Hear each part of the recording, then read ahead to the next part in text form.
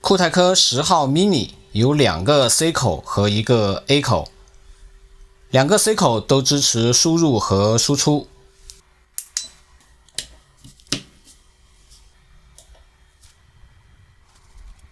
这个是 C1 口支持的快充协议 ，QC 支持 QC 2.0，PD 协议支持 3.0 版本。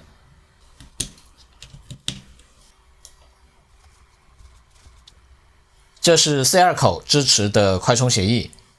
，PD 支持 3.0 版本。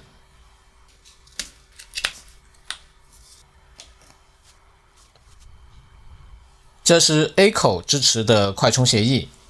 ，QC 支持 2.0 和 3.0 版本，融合快充支持33瓦。其实 A 口还支持苹果的 2.4 安协议。好，来看这张汇总表。2个 C 口都支持 PD 3.0 45瓦，还支持小米的55瓦，也就是5到11伏5安这个 PPS。对于苹果 2.4 安的协议，只有 C1 口和 A 口支持。三星的 AFC 还有华为的 FCP 和 SCP 协议只有 A 口支持。QC 2.0 C1 口和 A 口支持， QC 3.0 只有 A 口支持。融合快充只有 A 口支持。10号 mini 现在电量被我充满了，它的最大输出功率是55瓦，那么放电我们选大概一半的功率，触发一个9伏，放电电流设定3安，开始记录，开始放电。上面是电压和电流，下面是放出的能量值，我们一会儿来看结果。现在剩余电量还有 1%， 我们用福禄克的热像仪看一下它的温度。我这里现在气温25度，温度最高的地方有42度，中心位置这里有 38.7 度，整体来说它的发热不算大。现在电量 0%， 放电已经结束了。从整个时间纬度来看，前半段是9伏3安在放电，这个位置电池的电量下降了一些，所以有一次沟通，我用的是触发器来引导它输出9伏的电压，但是它不能够接受降功率的要求，所以在这个位置会被强行断电，然后恢复到5伏继续输出。这个降功率的操作，如果是手机就不会降低到5伏，会跟手机沟通，让它降低电流，从而降低输出功率，来保护电芯，避免它在低电压、大电流工作，这样可以延长电芯的使用寿命。整个放电过程持续了1小时29分钟，放出的能量值是 30.8 瓦时，它的额定能量值是 35.28 瓦时。如果按 85% 的转换效率来计算，它的输出能量值应该是 29.9 瓦时，所以按这个估算，它的额定能量值是足量的。现在电量 0%， 充电用酷泰科自家的充电头，因为它支持小米120瓦的充电协议，所以就可以激活它的55瓦充电。开始记录，开始充电。现在是 C1 口，跑到了52瓦，可能这根线压降有点大，现在电压只有 10.6 伏。我换 C2 口，也是可以跑到52瓦，电压还是一样的，线缆有压降，电流跑到了 4.89 安。自带的功率计显示也比较准确，也是52瓦。现在充到了 68%， 当前的功率是22瓦。温度最高的位置是这里，有 42.2 度，中间的这个位置只有38度，总体来说温度不算高。所以它之前降低功率，后来又升高功率，又降低，这个是在做温度控制的操作，这样可以保证整个充电过程不至于温度太高。现在充到了 94%， 功率下降到了11瓦，看最高温度下降到了 33.3 度，中心的位置现在下降到了 31.2 度，还有一会儿才会充满，现在功率正在持续下降。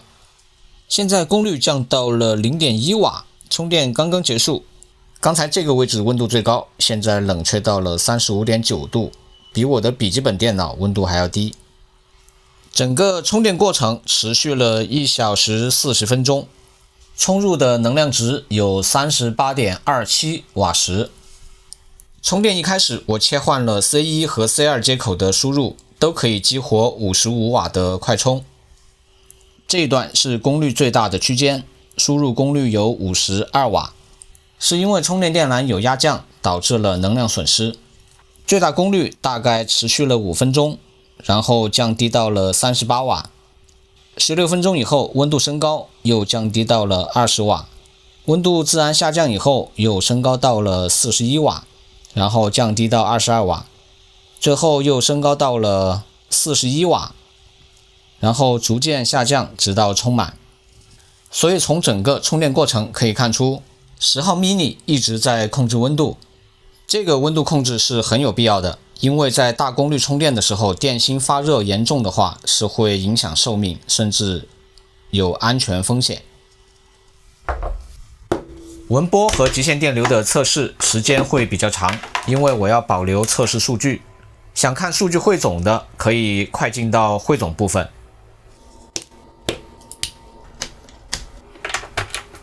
这里显示输出电压，这里是电子负载，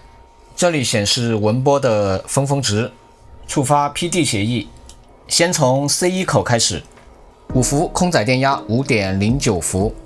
文波大约分峰值10毫伏，满载3安，电压 4.94 伏，文波大约13毫伏， 3.2 3.3， 极限电流 3.3 安，激活9伏，空载电压 9.11 伏，空载文波大概8毫伏，满载3安，电压 8.99 伏，满载文波大概17毫伏， 3.2 3.3， 极限电流 3.3 安，激活12伏，空载电压 12.13 伏，空载文波大概12毫伏，满载3安，电压 12.01 伏，满载文波大概42毫伏，极限电流 3.3 安，激活15伏，空载电压 15.15 伏，空载文波大概18毫伏，满载电流3安，电压 15.03 伏，文波大概65毫伏， 3.2 3.3， 极限电流 3.3 安，激活20伏，空载电压 20.19 伏，空载文波大概25毫伏，满载电流2安，电压 20.10 伏，峰值文波大概79毫伏， 2.2 2.3， 极限电流 2.3 安，切换到 PPS 5到20伏，输出50瓦，空载电压 20.19 伏，空载文波大概23毫伏，满载电流 2.5 安，电压 20.08 伏，满载文波大概98毫伏， 2.6 2.7， 极限电流 2.7 安，激活 PPS 5到11伏5安，空载电压 11.12 伏，空载文波大概11毫伏，满载电流5安，电压 10.91 伏，满载文波大概55毫伏，极限电流 5.2 安。切换到 C2 口，激活5伏，空载电压 5.09 伏，空载文波大概 5.5 毫伏，满载电流3安，电压 4.92 伏，满载文波大概6毫伏。3.2、3.3，极限电流 3.3 安，输出9伏，空载电压 9.11 伏，空载文波大概5毫伏，满载电流3安，电压 8.96 伏，满载文波大概15毫伏，极限电流 3.3 安，输出12伏，空载电压 12.13 伏，空载文波大概10毫伏，满载电流3安，输出电压 11.98 伏，满载文波大概35毫伏，极限电流 3.3 安，输出15伏，空载电压 15.15 伏，空载文波大概14毫伏，满载电流3安，电压 14.99 伏，满载文波大概62毫伏，极限电流 3.3 安，输出20伏，空载电压 20.19 伏，空载文波大概17毫伏，满载电流2安，输出电压 20.08 伏，满载文波大概68毫伏。2.3， 极限电流 2.3 安，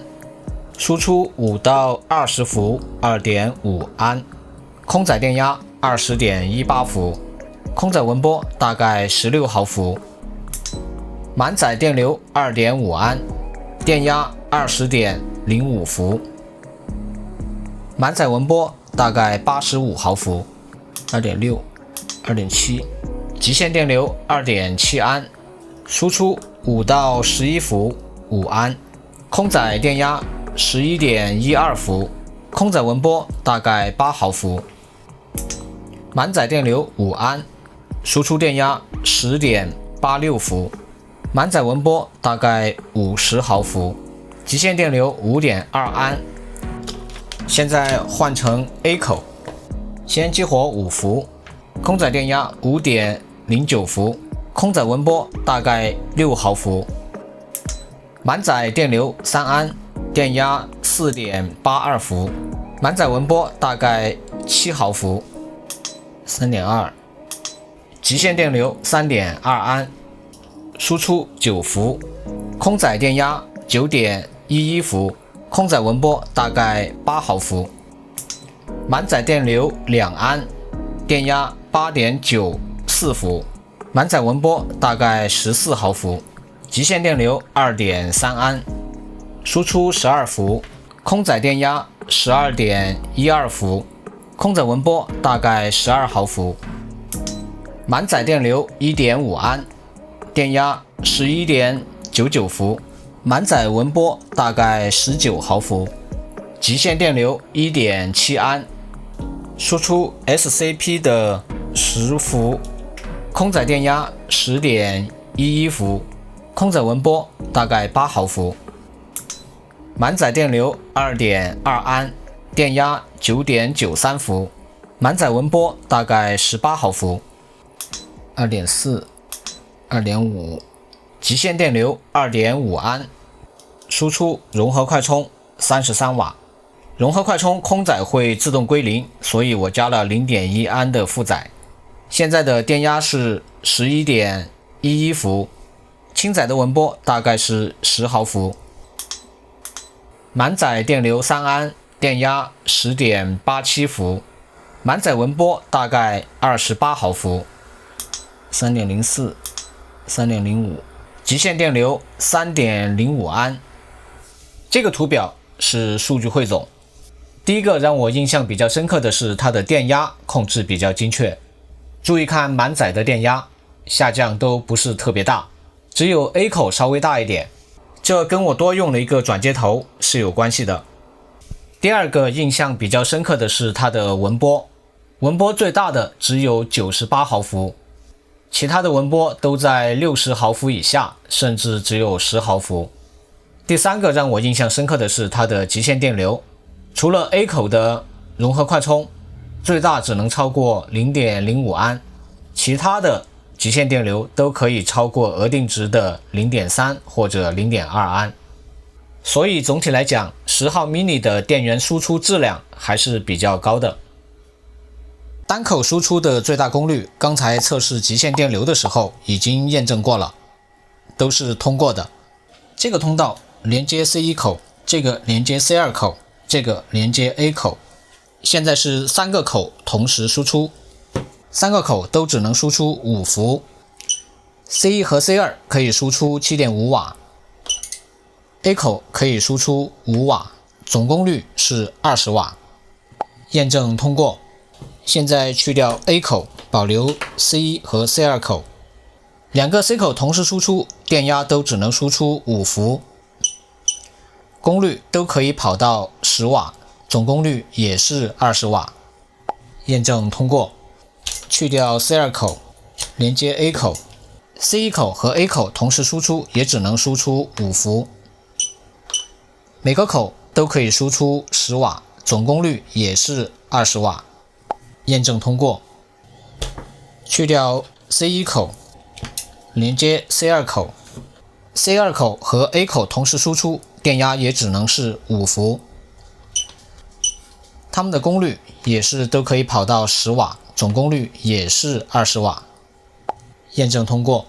所以10号 mini 的多口输出逻辑很简单，只要是2口或者3口同时输出，它们的电压都只是5伏，总功率也都是20瓦。所以不管是 C1 口还是 C2 口输出了高功率，只要是其中有一个口插入了另外的充电装置，它们一定会降低到5伏，以总功率20瓦来输出功率。所以在多口插拔的时候，一定无法避免的会有一个沟通过程。至于它能不能边充边用，看现在它是44瓦充电， A 口可以输出5伏3安，但是 C1 口就不能够输出更大的功率了，它俩会抢资源。把 C1 口激活 PD 协议，可以输出到12伏3安，也就33瓦的功率，然后输入的功率现在是36瓦，可以说可以边充边用，但是输入给充电宝的功率会变得很小，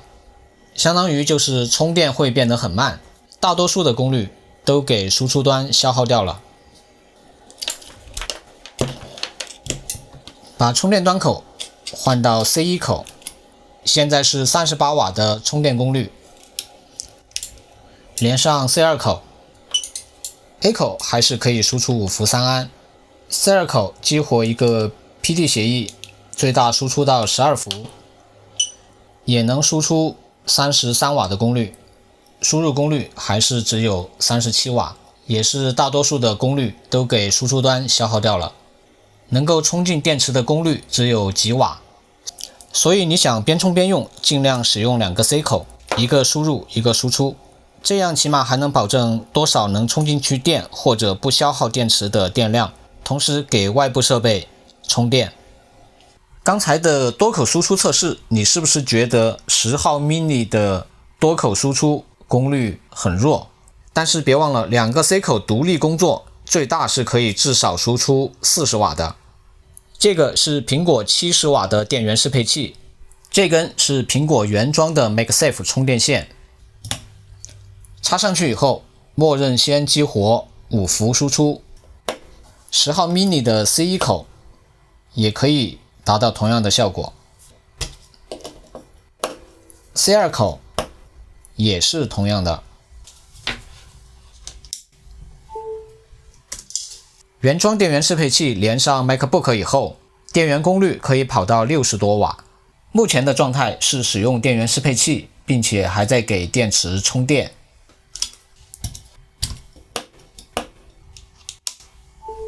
连上10号 mini 可以输出40瓦的功率。现在的状态是使用电源适配器，但是电池没有在充电，这起码可以使用外部电源，而不至于损耗机内的电池能量。不过你也可以使用它的这根双 C 口线给 MacBook 供电，同样也可以输出40瓦的功率。除了 MacBook， 还有我的这台 ThinkPad， 它的功耗比较低，同样也可以从 C 口获取电力。在播放视频的情况下，激活的是20伏供电，输入功率只有10几瓦。所以别小看酷泰科10号 mini 的能力，它可以让你足够轻便的同时，还能在户外给笔记本电脑提供40瓦的功率。至于给手机充电，你就按照这张表，只要是协议能够对上，你的手机就能对应的获得相应的功率输出。对了，还有 Osmo Pocket 3，它的外部供电还有电池充电，主要用的是12伏和9伏这两个档位。所以10号 mini 对于 Pocket 3来说是一个比较便携的外部供电设备。10号 mini 搭配的这根双 C 口线，长度有17厘米，读取它的 eMark 信息，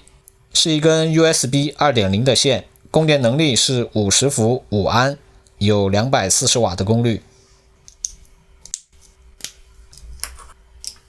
实测电源负极的电阻只有29毫欧，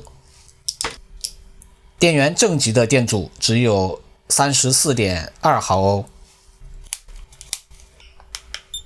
给负极电线施加一个5安的电流，负极线上面的压降只有147毫伏，远低于协议要求的250毫伏。现在给正极线施加5安的电流，正极线上面的压降只有173毫伏，是远低于协议要求的500毫伏。所以这根双 C 口的线不仅是合格的，而且性能还是比较优秀的。10号 mini 它的重量实际上也不轻，有215克，整体的高度有90毫米，宽度有50毫米，厚度有32毫米。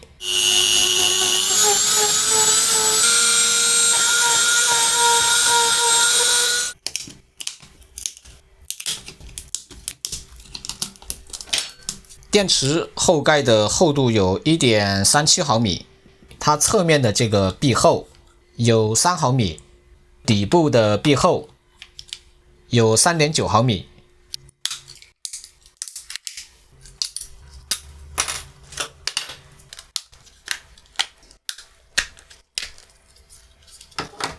正面的 PCB 有一块导热硅垫，功率电感的正面也有一个导热垫。这块黑色的是复合石墨导热膜，整个 PCB 表面都涂有3防漆，可以有效的防止水汽侵入。它这个显示屏是一个 LED 的断码屏， PCB 的背面也是完全覆盖了3防漆，而且还有2块导热硅垫。导热硅垫的下面是一块均热板，热电偶压在了电池和均热板之间。均热板从外观和重量还有磁性判断它是一个铝合金的均热板，厚度有 0.77 毫米，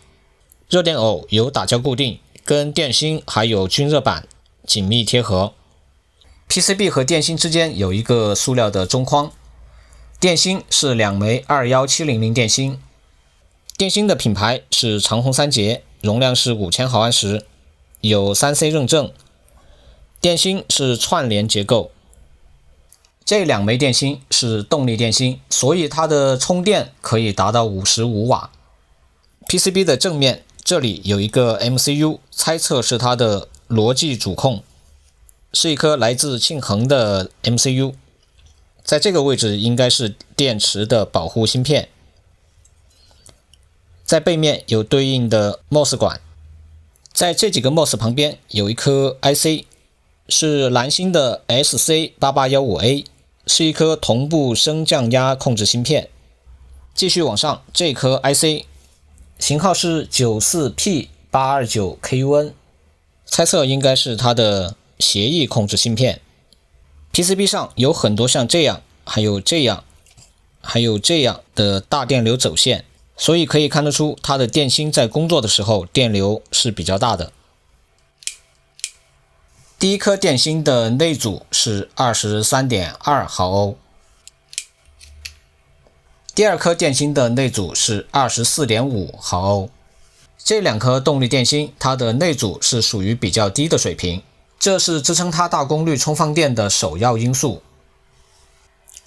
总之，10号 mini 有它的独特定位和用户群，它在输入输出最大都能够达到55瓦的功率，这在这么小的体积和只有2颗电芯的情况下是比较不错的。